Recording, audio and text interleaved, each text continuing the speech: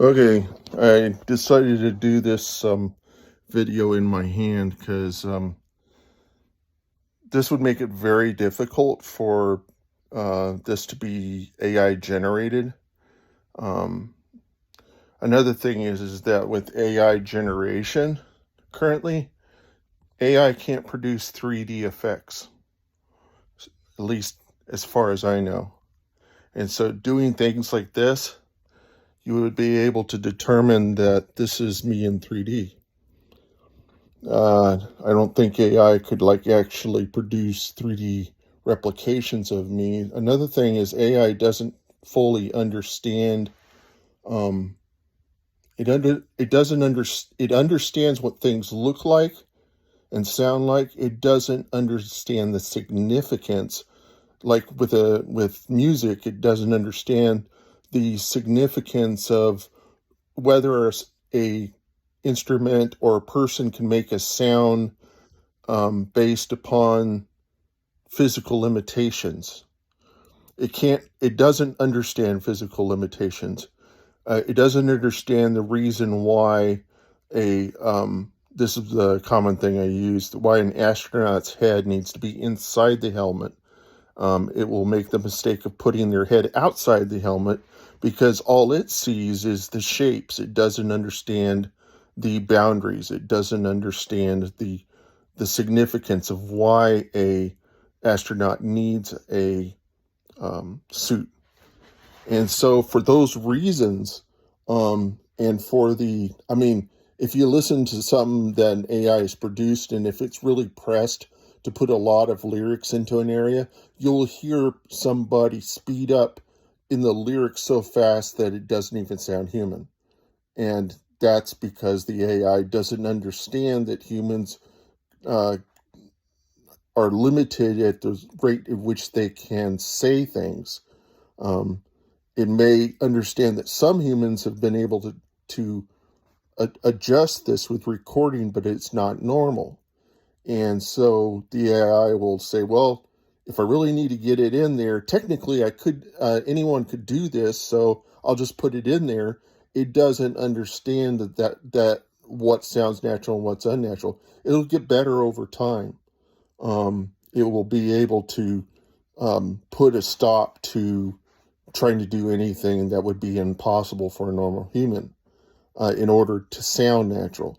But as it stands, um, if you think that it sounds natural now, then you're sadly mistaken because what you're hearing is a conglomeration. It's like a bunch of pebbles in cement.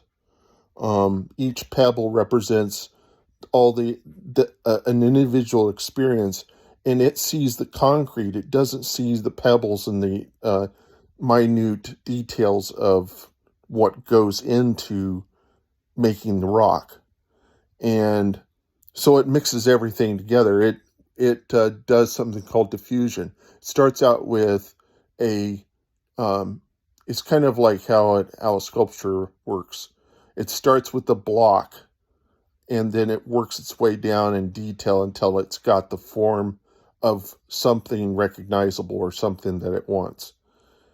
And the reason why it starts with the noise is because if it started with one or zero, um, the likelihood that the target is either one or zero is very unlikely. It's more likely from random noise that you'll find that you got the answer half right because of the statistics around randomness is that um, 50% of the pattern will be with inside that noise. And so all you do is you just remove the things that can't be there. And so it uses um, it uses what it knows about what it's been trained of to filter out what doesn't match the prompt that you gave it. And so it's what it's doing is it's checking it's looking at the solution in cycles, and with each cycle, it is removing the things that are irrelevant to the form. And it's in the same nature as the way that when we look at clouds, we can see forms in there. It's the same idea. And so that's how diffusion works, and it works in graphics. And now they're applying it to sound, and that's what Udio is that basically what they've done is they've recorded every single commercial artist. They didn't take this from a non-commercial setting. They loaded in actual commercial art, sound, music and stuff into it, and they trained their AI to understand how all that sounds. I mean, what it does is it associates tags that represent the sound that they put in. And what it does is it draws relationships between all of the artists that represent the genre or the combinations of genres. This is my theory. People say you can't have theories because theories in science mean that they're true. And my personal belief is that a theory is the assumption that the behavior of what you believe to be true is consistent. And it's like, and when I talk to people about this and then I talk about proofs, they don't know what a proof is. So I could say, can you prove that your theory is not going to blow up at some point in between? And the thing is that there is belief. That's what the proof is all about, is setting up a concrete argument that there's a likelihood that it doesn't blow up somewhere in the middle. But that all that is for is just to give you some amount of satisfaction. But the reality is that with nature, there's no way that you can create a fundamental algorithm that represents all of nature. That's what physicists try to do, I've heard, is they prefer to want to equate everything that they observe into very simple expressions. That will give the essential shape of whatever it is that they're seeing. Nature has such complexity to it that physicists are not able to do that with nature. Not even with fractals. Fractals are just a beautification of what is impossible for them to represent. The AI is going to make it easier for them to see things that are complex, but not to model them completely. Because that would require lots and lots of computation. But the AI will still be able to get you some of the way there with the genetics. It's a question of whether or not you want to actually make the dinosaurs. Once you've got the genes mapped out, do you really want to make the dinosaurs? And that would be a fear of the use of AI, is to start going into areas you shouldn't go into. However, my experiences with this Udio, and you'll see this of all the videos that I've been uploading recently, is that it sounds damn good. It sounds a lot like the artists. It's hard to tell if it is the artist, but I don't make any allusions to where it's coming from. I don't have any reason to do that because I see it as a different sort of instrument. And there are people that are going to use it to lie, but those people would lie about something anyhow. I would be using it to capture people's attention and then to entertain their mind on words that have something to say.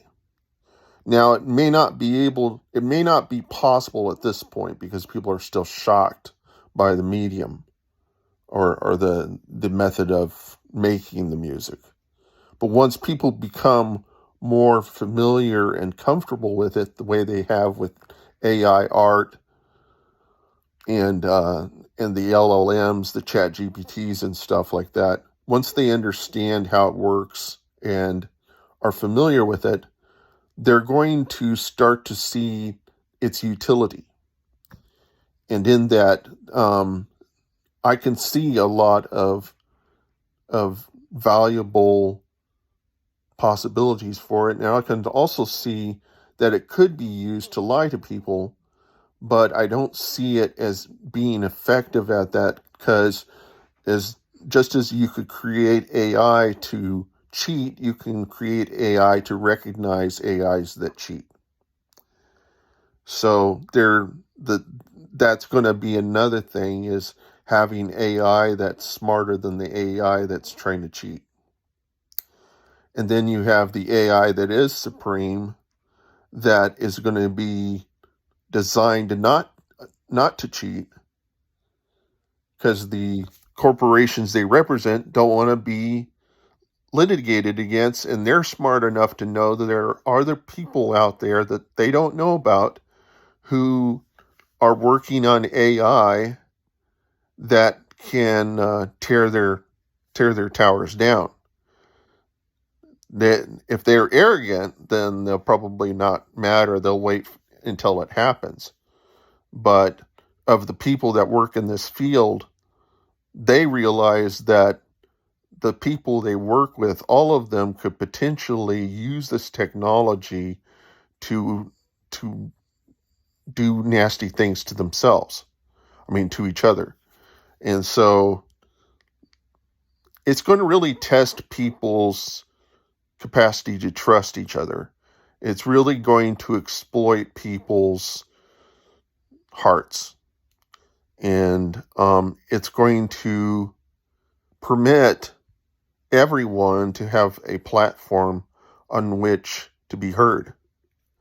And that's why it is scary to the musicians in the music industry, is because it's yet another nail in the coffin of the music industry. There are people at high places in our world that are afraid of falling out of their chair and falling back to being a normal person. And if you're famous, you need the money to pay for the bodyguards that protect you from people that want your money or things of that nature. If you fall out of that position, then you don't have the money to pay for the bodyguards, and you then start to really question how you will be able to survive being a normal person. And if AI is replicating people, then there will be, I don't know if there is any solace for such people, but they could go to a remote part of the world and still be connected. I mean, if you look at what's her name, Rose McGowan, she lives somewhere near Cancun. Nobody, if you really wanted to find her, you could find her. But would you really want to find Rose McGowan, considering just the way she looks now and her expression that just seems kind of deadpan? Like I kind of tend to wonder what experience she's had that's made her the way she is now. I, as a human, would not really want to seek out and find her and interact with her because she just isn't all that attractive. And that may be her new method of fighting off any fan that might come and search her out. But she doesn't have the money to um, protect herself um, from that fame. And so it's in her best interest now to try to be unfamous for people to forget her, because then she can be a normal person, because that's what you sacrifice when you become famous, is you sacrifice your privacy. And so people that are in high places that are fairly famous, like Sheryl Crow, are going to be against anything having to do with anything that's going to unseat them from their throne. And there are going to be a lot of artists that feel the same way, or want to, or think that AI is coming out to get them. And I think the real truth is that they're going to find people that will use AI to leverage better deals with them. But they'll develop a thick skin and start to realize who it is they really want to do business with. People that are going to look to AI to find the solution, or people who really genuinely want them. And, it's going to get rid of all the rats, all the people that really just don't give a shit about you. It's going to weed them out of the machine of survival. I think the best experience would be, and I haven't had this experience yet, but I've been talking about it, is to actually be homeless. Because in homelessness, you come in contact with people who are also homeless. Everybody you come in contact with is vulnerable. And in that vulnerability, you can develop trusting relationships. And those trusting relationships can last your entire life. That is probably the reason why people need to fall in order to grow. Just as a tree needs pruning in order to grow right, to get the sun. Because some limbs on a tree are not going to find the sun, or they're going to find the sun, but not all the sun. They're not going to have as much of it by sucking out a lot of the life of the tree in an area that's no longer relevant, okay? So you prune the tree in order for it to find the sun. There's actually a video game that demonstrates this, but I had a friend in college who actually was working on an algorithm to model trees based upon this thing that's well known, is that trees grow to find the sun, and their leaves develop a weighting system that tells them where the sun is. They adapt to it just the same way, and this is the same way that AI works. It adapts to find the sun. It adapts to find the pattern that it needs to match. And it's natural. And Sheryl Crow can say, oh, it's unnatural. No, it is based on neurons. It's based on the way neurons work. And so it's like cloning a sheep. It's like cloning anything. It's like anything in genetics, And people stepped into the area of genetics, and you didn't see her jump up and start saying, well, genetics are the end of the world. No, it's only the end of the world whenever it applies to her. See?